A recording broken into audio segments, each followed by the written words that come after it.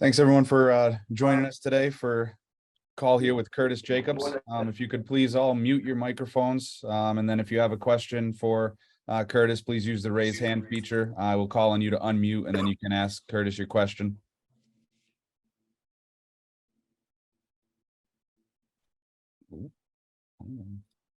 Rich Garcella. Morning, Curtis. Thanks for doing this. Appreciate it. No problem. What is your assessment of the Auburn running game through their first two games and Tank Bigsby in particular? Obviously they're a really great running team. We got to bring our hard hats on Saturday. In my opinion, I think they have three really good backs. I just started watching film on them yesterday and Sunday, and I know they got Tank and the kid Jaquez Hunter. They're both really good. But I also saw the kid number 22. I haven't seen his name yet, but he's also a burner. He's really good. So we're definitely gonna have to strap up our hard hats and come with our A game on Saturday. Daniel Gallen. Good morning, Curtis. Just wanted to get your thoughts of two games under Manny Diaz. What's it been like to play in his defense, and what do you think about his scheme kind of maximizes what you're able to do? I think the scheme has been great. It just allows you to play aggressive, always erring on the side of being aggressive. So you could do certain things and you could not really. It's like you could have certain technical areas, but as long as you're aggressive, it'll work out in the grand scheme of the defense. Obviously, we need to create more havoc out there, getting our hands on the ball more, more interceptions, more forced fumbles, just create more havoc and disrupting more offenses. But I feel like we've been good through the first two games. Joe Smeltzer.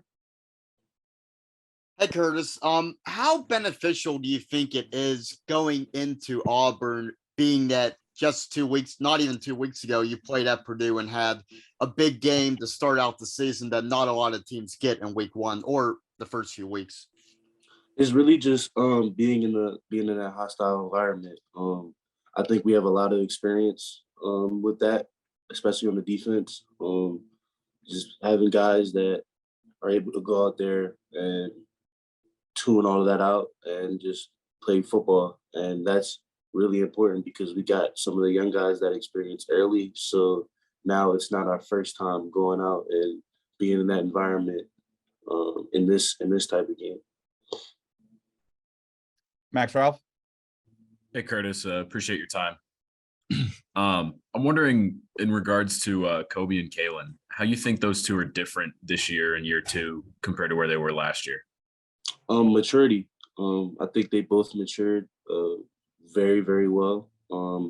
It's just that aspect of growing up playing football. Like you start as a freshman, you're just out there playing for real. You're doing what you did in high school, and sometimes it works, sometimes it doesn't work. But when you get that level of maturity where you're in watching film, you're seeing tendencies, and those tendencies are holding true while you're playing, like that's incredibly important to somebody's game. And I feel like that's been big for their development, both of those guys.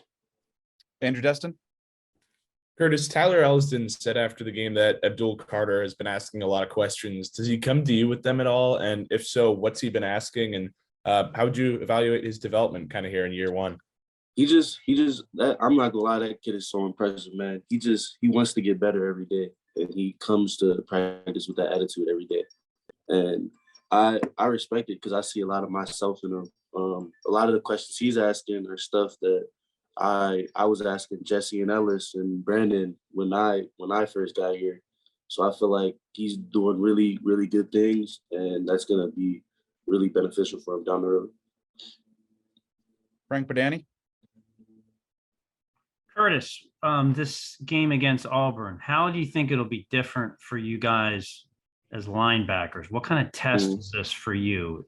How do you become better difference makers in a game like this? Well, obviously, this is the first test we're going to get with a team that likes to run the ball. I feel like I feel like this is the game you wanna be a part of as a linebacker.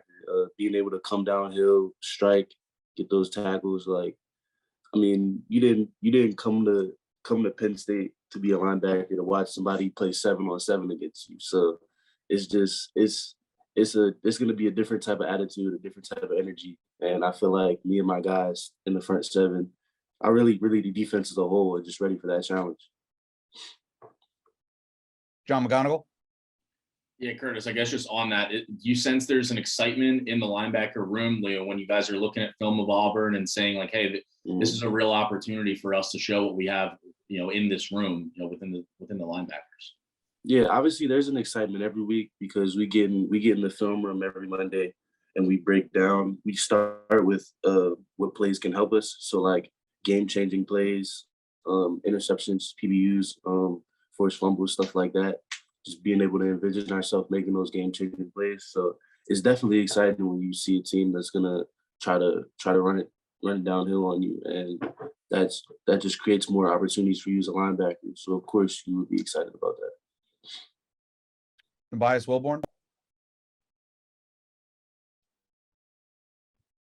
Hey man, thanks for the time. Hope you're doing well, brother. Mhm. What do you notice with Auburn's 2-quarterback system? They have TJ Finley and Robbie Ashford, and what kind of differences do they present? Yeah, obviously both of those quarterbacks are really good guys. I got the opportunity to play against both of them in high school as well as on this level. So it's I would say it's just a great opportunity. Those guys are gonna come out and do everything they can to win, and we're gonna do the same. So hopefully it'll be a good time reuniting with those guys. Ron Snyder. Hey, Curtis, thanks for the time. Just wanted to ask you, obviously you guys are motivated to win, but with all the talk coming into the season about this game, how much does it mean to you just in terms of bragging rights going against the SEC and hearing all the talk about, how good football is down there? How much do you guys talk about that amongst yourselves? We try not to get into that. Around here we have like a 1-0 mentality. So it's just about coming in every week, and that opponent is on the clock for real. You gotta do everything you can to beat that opponent every week. And after that, we make corrections on what we did wrong, praise the stuff we did well on Sunday, and it's on to the next opponent. So I just feel like just being able to keep that 1-0 mentality in this locker room is going to be very important for us, especially coming down the road. Daniel Gallant. Curtis, you talked a little bit about Abdul off the field, asking questions. What have kind of been your early impressions of him on the field? I mean, to us, he looks the part. What have you kind of seen from him in game action? Oh, he's crazy athletic. Like he's done some stuff, like especially in summer workouts. That's when I was really watching him and analyzing him. He does a lot of stuff that's just like freakish in a sense. So you just see that, and like once that kid like gets to really getting into what he needs to do to like learn tendencies and anticipate things and be able to play faster because of it, I don't think you'll be able to stop him.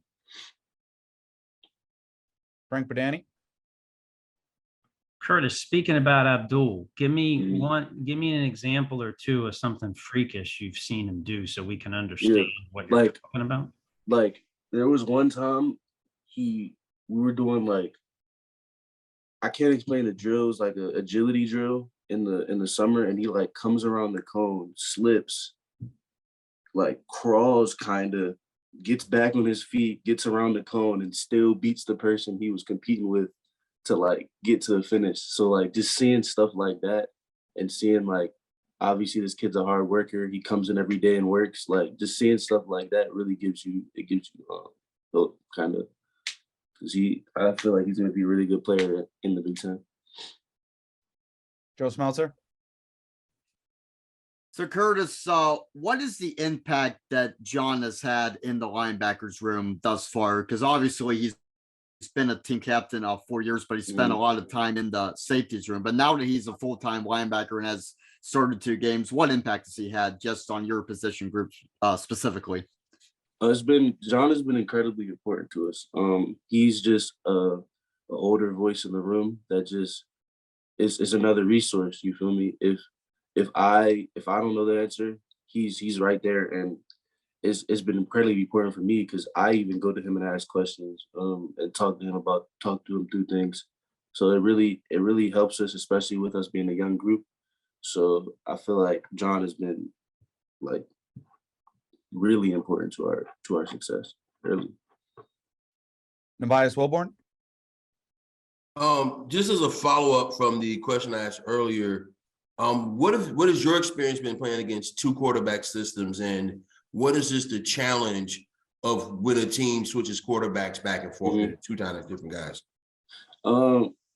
Obviously it's a challenge because you can't really focus on one guy because both guys have things that make them special. And for the most part, when you get those two systems, it's a throwing guy and a running guy. So that's what we really want to lock in on. But obviously, both of these quarterbacks are talented in all aspects. So obviously, it'll be a challenge this week, but we just got to get in the film room and get out and practice and rep it and just get out there and play our game. John Petishnock.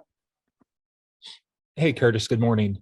With Dan Connor being back with the team, Penn State's all-time leading tackler, he's a defensive analyst. Do you actually speak much with him directly? I'm just wondering, him being around the team, have you had a chance to talk with him and maybe some of the impressions that you've had from what it means to have him back with the program? Man, that guy's a Hall of Famer. I'm gonna ask him as many questions as I can. I wanna pick his brain as much as I can because obviously that's an all-time great, and you don't get a chance to talk to many all-time greats when you're playing this game. So obviously, every time I have a question, just having him in the room has been really important because, like, even if he wasn't a defensive analyst, I'd be bombarding him with questions when he comes back. Like, you should ask Jack Ham how many questions I ask him when he comes on campus. So it's just great to have a guy like that in the room. Obviously, a great dude outside of his legacy, very humble guy, and it's just been great having him. Daniel Gallant. Curtis, you've had kind of a front row seat to that middle linebacker battle with Tyler and Kobe. What's been your impressions of how they've played in these first two games, and what do each of them, I guess, what do they bring to the table that's unique to them on the field?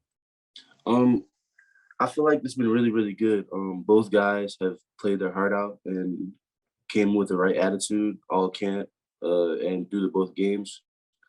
I feel like Ty, he brings more of a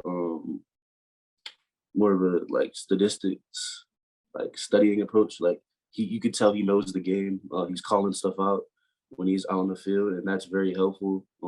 He gets downhill. He trusts the framework of the defense, so that's very important. And then Cole, he also trusts the framework of the defense. Like he's a guy that's going to really get tagged downhill and really get those TFLs and tackles. So I feel like both those guys are going to be big this season. We do have time for a few more questions for Curtis. If anybody has anything additionally, please use the raise hand feature. I'll call on you to unmute and you can ask Curtis your question. If not, we'll let him go. Go ahead, Daniel.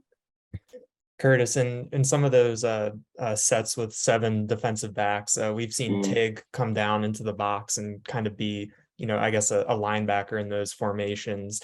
What's it like having that kind of flexibility in Manny Diaz's defense, and what do you think about how Tig plays that role? It's amazing. Obviously Tig, he's a ball hawk, very smart football player. So just being able to talk things through with him as well, that's been great. I feel like that package is going to be deadly. We really, really work the kinks out of it. So we just got to keep progressing and keep getting better every practice and every day. Ron Snyder. How much can a game like this prepare you guys for a bowl game down the road, playing against a really good non-conference opponent? I feel like that could be really important. Obviously, I'm not trying to think down the road to a bowl game opportunity. It's just we got them this week, so we just gotta come out and attack it as hard as we can. Final question, Frank Badani. Curtis, one last one about Abdul. He seems like he got here in June and he's already seeing the field. He's going pretty quick in his progress, quicker than you even, or I mean, how is he able to get up to speed so fast? And is he going to continue to make a difference more and more right away? Yeah, I compared it. I'm gonna be honest. I compared the kid to myself a lot. Like, I would say my process was a little different because of COVID. We didn't really get those games where you could get the opportunities or like really time to practice because the season was canceled. So it was rough. But just being able to see him, I'm gonna say I see a lot of myself in him. Just a kid that comes in ready to work. He asks so many questions, just wants to get better every day. And just seeing that, like, that's going to be the reason why he's going to be a great player at Penn State. Curtis, really appreciate the time. Good luck this weekend. No problem. Thank you, guys. Thanks, Curtis. Thank you.